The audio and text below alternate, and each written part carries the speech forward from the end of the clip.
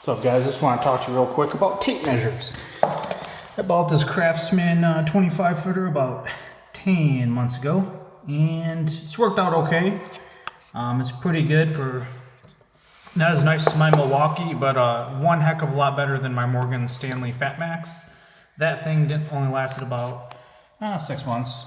This one though, take it out here, you can see it's starting to delaminate.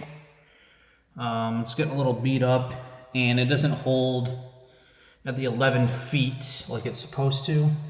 It's getting close to a new tape measure, but this thing still, the clip on there is still pretty good. So about 30 bucks. It's a decent tape measure. Like I said, better than the Stanley Fat Max, but it's not as nice as the Milwaukee. But made in America.